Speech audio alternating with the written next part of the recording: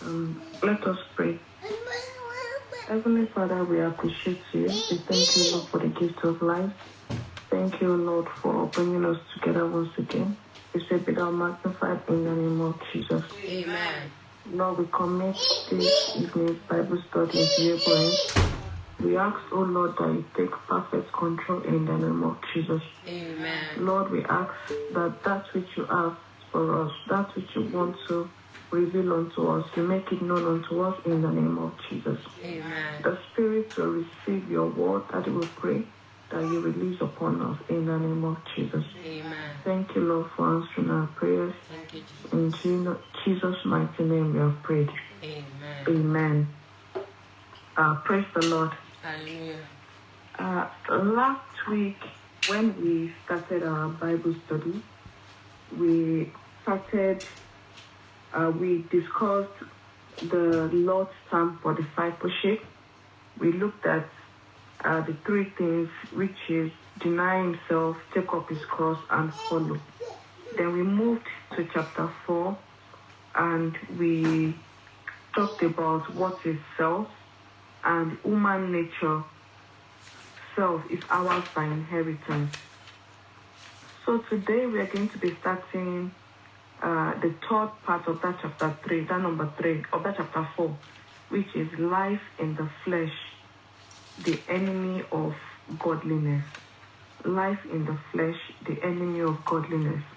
I would like us to start by reading the book of Romans chapter 8, verses 5 to 8. The Bible says, those who live as their human nature tells them to have their minds controlled by what human nature wants. Those who live as the Spirit tells them to have their minds controlled by what the Spirit wants.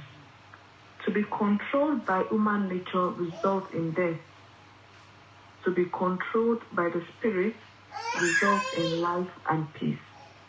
And so, people become enemies of God when they are controlled by their human nature, for they do not obey God's law, and in fact, they cannot obey it. Those who obey their human nature cannot please God. So life in the flesh, the enemy of godliness. When we hear living in the flesh, the book of Romans chapter 8, from verses 5 to 8 that I read, really helped us to understand it much better. We've talked more about self last week, so it's just like a continuation of that. So the flesh here is talking about our natural human nature, that self that we started talking about last week. The old nature in us that wants to be in charge, that old nature that wants to be in control. And from that book of Romans that I read, it says, when a person's mind is controlled by human nature, that person cannot please God. So before we even talk about maybe what an individual is doing outwardly, because most of us, when we're talking about flesh, you might be thinking this is our skin. But what I want to say is that God is looking at what is controlling a man from within. And that is where the self comes in. So when I'm talking about self, self has his own way of thinking. He has his own desires, his own understanding about how things should be done. So when we now allow that natural part of us to control our thinking, it will eventually control the way we live, as it was said in the book of Romans chapter 8 that I read. So being in the flesh is not only when somebody commits an obvious sin, though it's still part of it, but we're going to go deeper into this in the course of our study. But anytime we allow our natural self to take control of our lives instead of allowing God to lead us, that is the flesh at work. And that is why dealing with self is very, very important as far as discipleship is concerned. There is no how we're going to say that we are following Christ, while self is still the one deciding everything for us. No. Self cannot remain in control of our lives, and at the same time, we want God to also have the full control of our lives. No, it is not possible. And that is why the book of Romans chapter 8, verses 5 to 8, helps us to understand that the natural man will always want to live for himself. But the life that pleases God must be controlled by God. Definitely, the life that is being controlled by self is not a life that pleases God. And it is because that life is not being controlled by God. So, if we go to how does God view the activities of the flesh? How does God view the activities of the flesh? From the book of Matthew chapter 16, verses 13 to 17, and verses 21 to 23. That Bible passage is telling us about the story of Peter.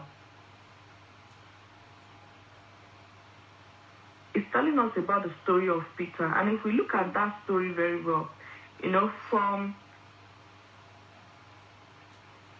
from verses 13 to 17, Jesus Christ was asking his disciples who they believed he was. They were giving so many reasons, so many answers, but Peter gave the correct answer. He said, "You are Christ, the Son of the living God." And at that point, even Jesus Christ understood, and he told Peter that he was very sure he did not get that understanding from himself. It was the Father that revealed it to him. So at that point in time, Peter was someone that could hear from God. He had received the revelation from God about who Jesus Christ was. But, the funniest part is, just few verses after that, something changed.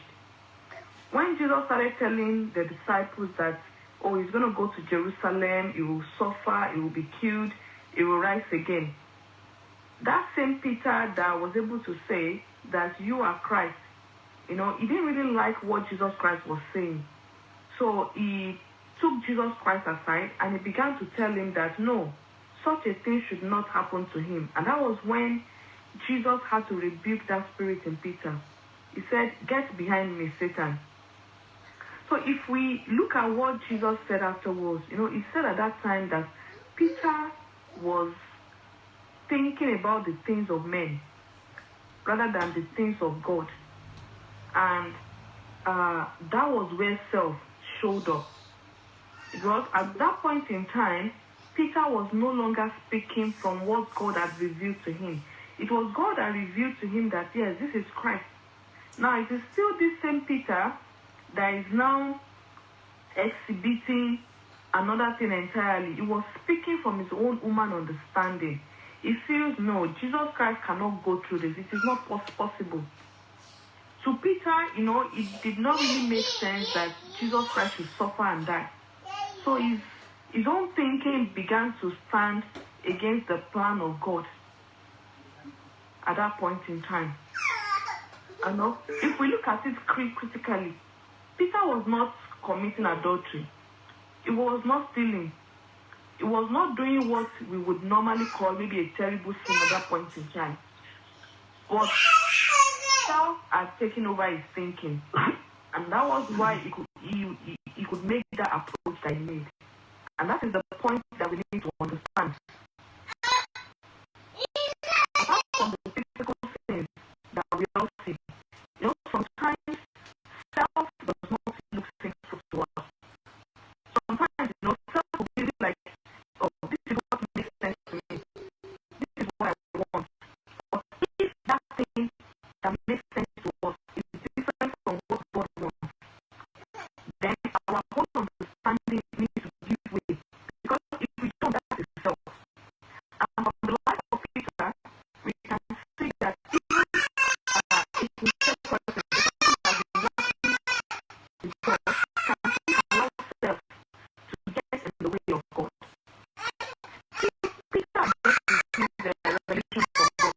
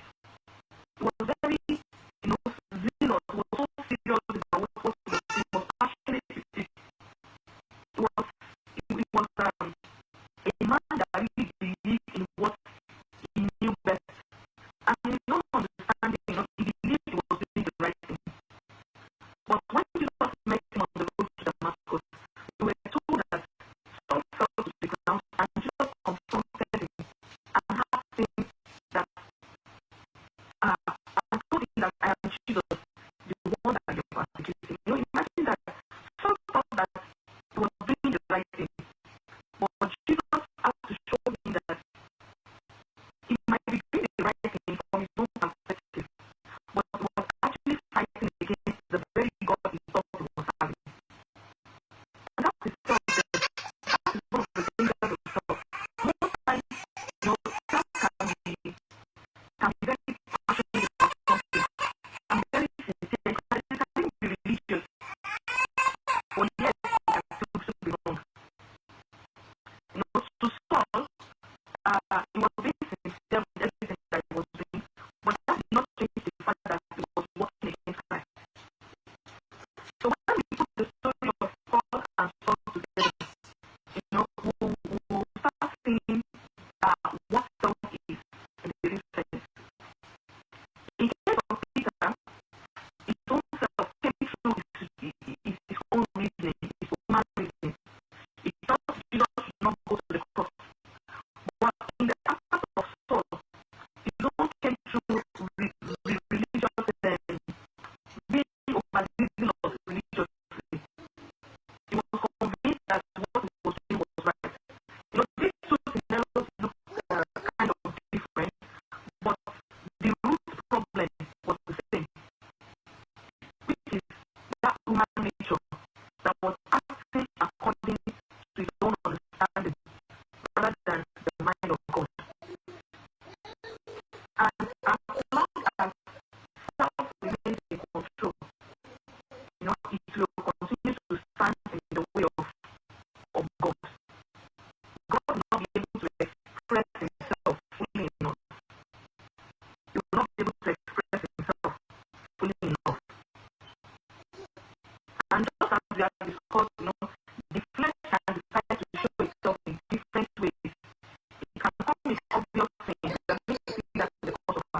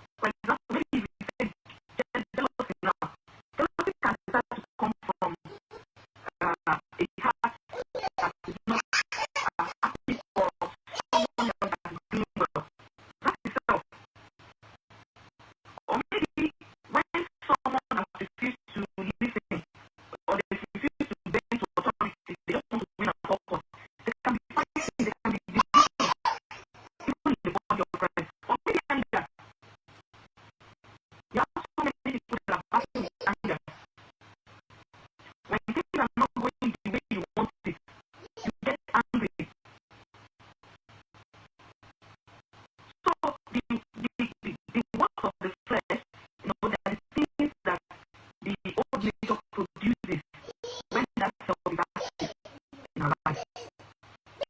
Now let's start from the work of activities of the human nature. Here we are talking about flesh being active enough.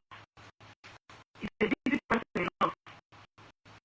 He's doing wonders in our life. He's working in our way, the way we talk, the way we react, in our relationships. And the funny thing is, those activities don't just stop probably when one thing goes wrong. No. Most of the time, it has been active inside the world for a long time before we start seeing them outside. For example, maybe envy now. Before envy becomes clear, maybe before people start saying, oh, this person is obvious, the self in us might have something comparing one person to another. Maybe you're comparing yourself to the other person for a very long time before that envy starts to come out. Or let's say before you start quarreling, yourself might have been holding on to a particular offense or grudge for a long period of time before you come out to see it. So when we talk about the activities of human nature, we are talking about the way the self operates and the way that self moves within us. And that is why the book of Romans chapter 8, verse 7 to 8 tells us that the mind controlled by human nature does not submit to God. And we look at in our mind. It builds up in our mind. It is the way we interpret things, the way we respond to people. And when our mind is being taken over, then it starts coming outside. What is happening inside begins to come outside. And that is why dealing with self is not only about stopping certain behaviors. You cannot just decide, oh, I'm going to stop fighting, I'm going to stop quarreling. If the root is still happening inside of us, the same self can show itself in another way again, as long as the root is still there. Now, apart from work and activities, it becomes the following manifestation of the human nature. When we are talking about the manifestation, we are talking about the different ways the self manifests itself, the different ways the self shows itself. The old nature may be inside, but through some attitudes, some of our actions, we begin to see it very clearly. We begin to show it. And that is why Galatians chapter 5, verse 19, it says that what human nature does is plain, is clear, and it cannot be hidden. It can show itself in various ways. But we need to understand that they are all coming from the same source. Sometimes, we might try to hide behind our personality. Some people say, just leave it. That is just the way I am. It's just my personality. It's the way I live.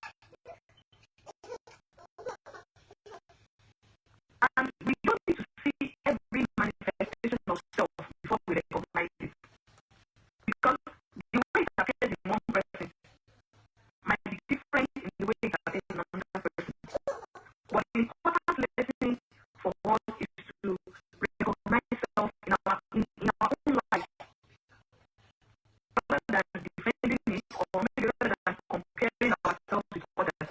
It's about checking our lives. Whether we are at home, whether we are at work, whether we are in the church, or the pulpit, self yourself. So we need to check our lives. Where are we exhibiting self? If we go to verse that we have extremely good and honest faith. Now, in the first part, we talked about those self, those things, those activities that are so obvious, those things that people can easily see, that people can easily come as flesh, as unclean, as sin. But going to the second one, we see that it is a bit different. This one is showing us another side of self. It's showing us that the flesh does not always look sinful or terrible sometimes. Sometimes it can even appear harmless, it can appear normal, like the normal thing that happens in our everyday life. It can even appear very good. And that is what makes this part very, very important. Because we can easily miss things. In our booklet here, on our book, it tells us that it talks about self-will, self-identity, and self-defense.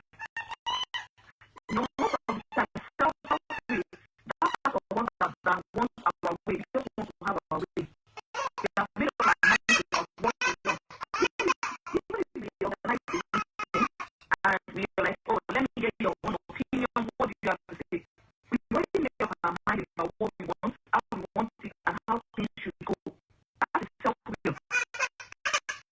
And self-identity, nobody will say self-will is bad. Because sometimes you might have to stand your ground. People are saying about a lot of things. But we should not forget that self can be evident even through self-will. In self-identity, is that consciousness of me,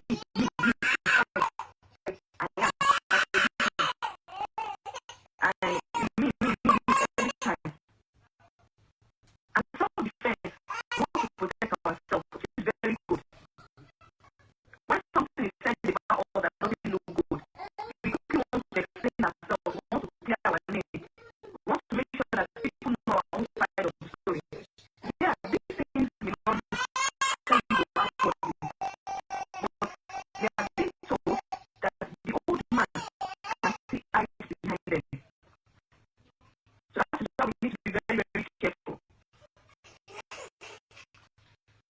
Self can exhibit itself when we seek praise and not wanting to be taken for granted.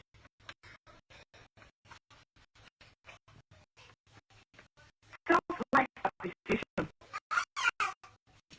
It wants people to notice them, what it has done. Yes, it's good when you've done something, it's good for people to appreciate you. But imagine when the recognition does not come, and then you start feeling very bad. You start feeling, very angry. Self can hide itself in there. Sometimes our reaction when we are not appreciated can reveal how much self is still looking for recognition in us. Apart from that, we got diverse, we got deceptive. Self is diverse, self is deceptive. And it has many ways of showing itself. And sometimes it can hide so well that we don't immediately recognize it.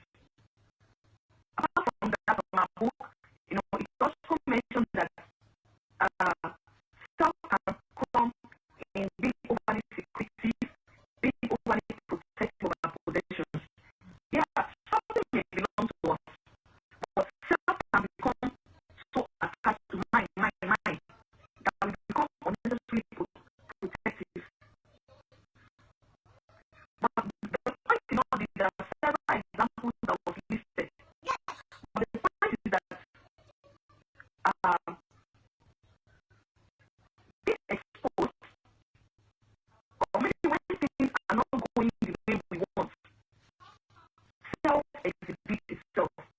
And we need to be very, very careful in that regard. Another thing is that even humility, as beautiful as humility is, it can also become another place for self to hide. Achievements, possessions, pleasure, honor, personal attention. These things are not automatically sinful. They are good. It's good to achieve something. Achievement is not wrong. Having possession is not wrong. When you receive an honor, it is not wrong. But the issue is self-attaching itself to all these things. Some want to achieve because achievement can make you feel like too important.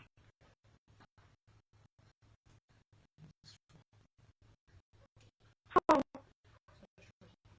self on a normal day also will not want criticism, will not want embarrassment.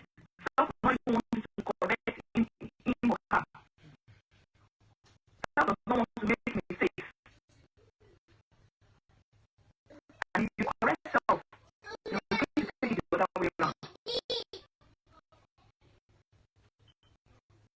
Even difficulty in forgiving or receiving forgiveness, self can find forgiveness difficult because when if you remember what was done to him or her, you will feel so injured, feel so bad, and you will not want to let the matter go.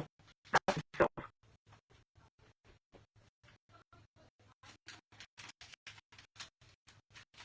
Self can even preach to others, but we exonerate itself. We telling other people that, oh, you need to do this, you don't need to do this. But for yourself, you will find an excuse when you apply that same thing even to your life. So the purpose of this teaching is not, for us to start looking for self, in other people. Like, oh, I remember that man has self, but the flesh is exhibiting itself because I remember he was angry in church, or maybe I remember I didn't forgive this person. No, it is for each of us to allow God to show us where self is still active in our own life. So it is very easy to see another person's exhibiting flesh while we are not even checking our own life.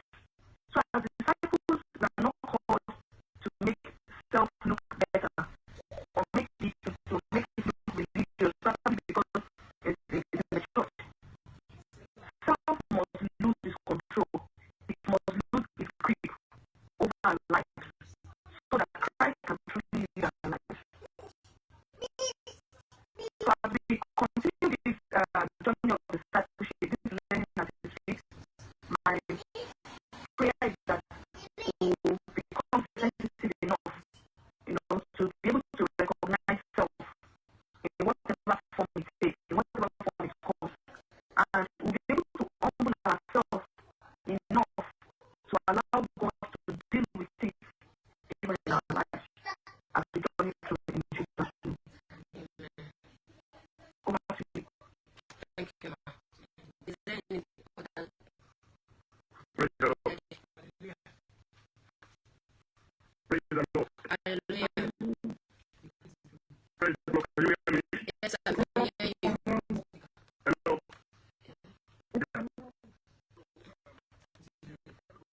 We have heard about it. I want to thank our sisters who have led us. And now that we have heard about it,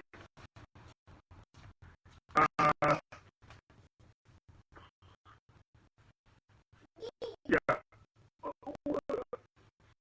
can somebody please give us a brief summary of what we have learned today about self?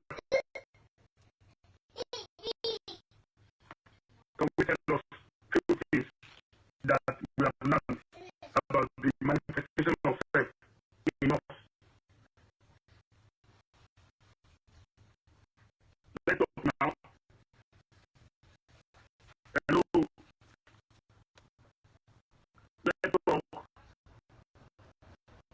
we there?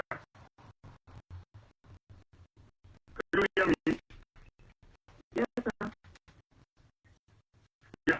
Can somebody tell us how we manifest ourselves in a very subtle way?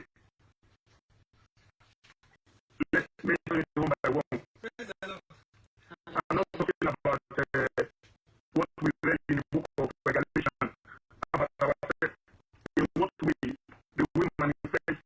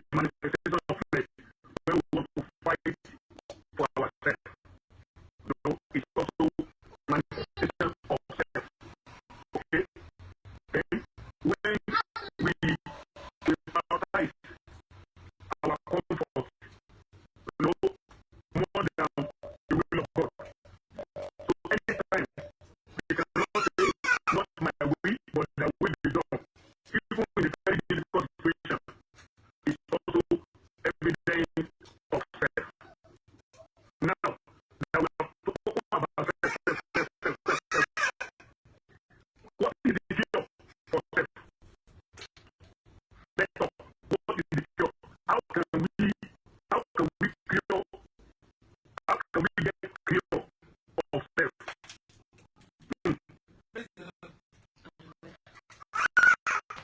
People have not spoken. Let us who how can we reach yourself? Grandpa, and grandma, how can we reach yourself? The cure for self is the cause.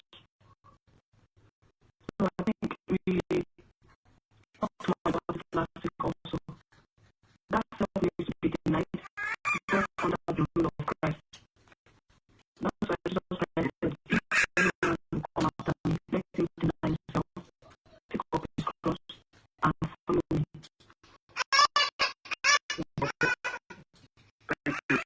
Any other person, how can we reach yourself?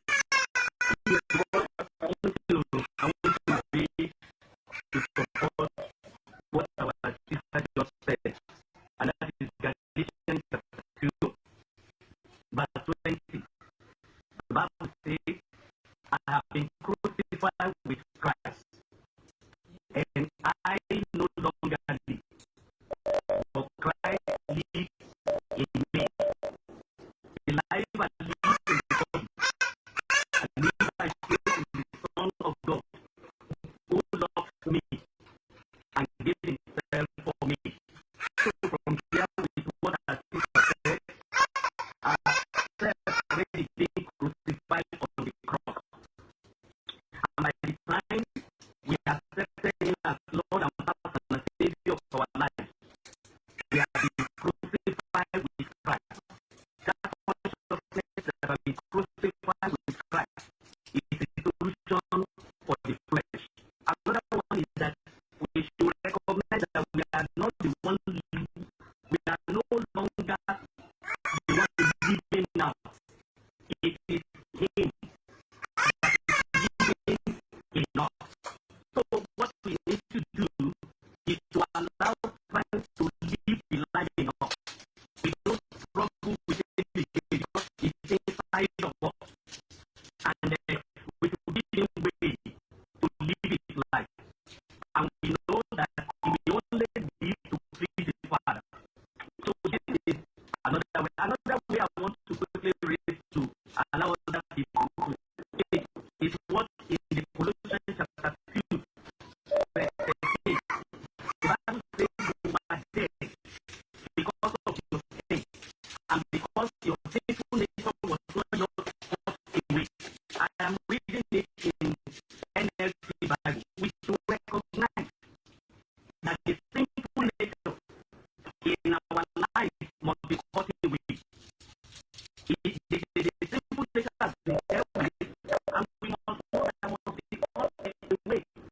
And by the time it is Him that we cut it away, and we begin to see the life of Christ coming out of our life. Okay, grandpa.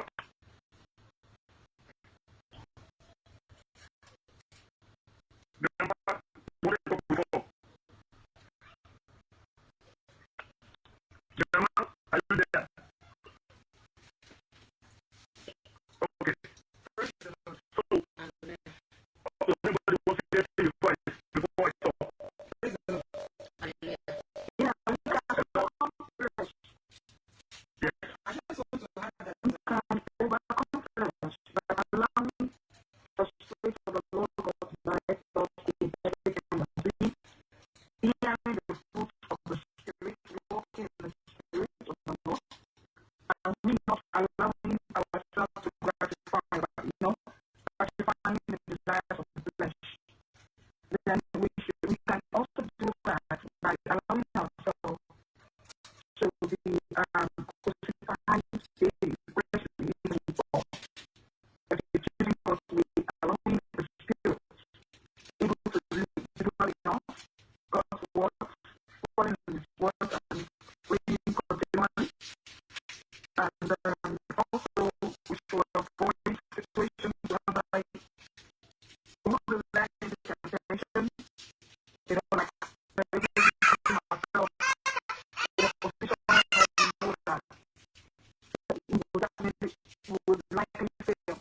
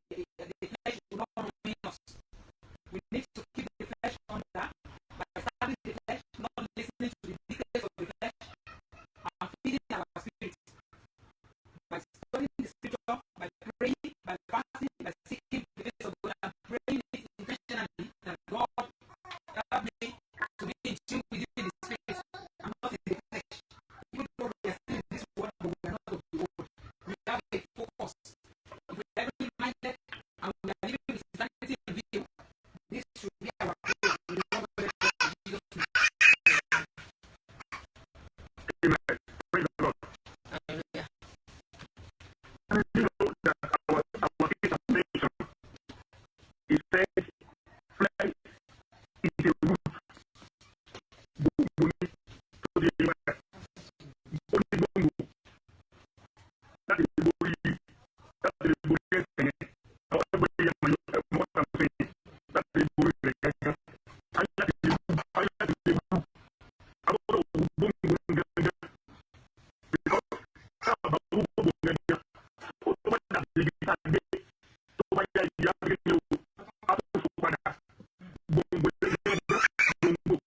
the root of sex needs to be uprooted. You know, and every one of us, we know where flesh is operating in our life. And for that flesh to go, it needs to be uprooted. And every one of us, is speaking for us on what he would like us to do.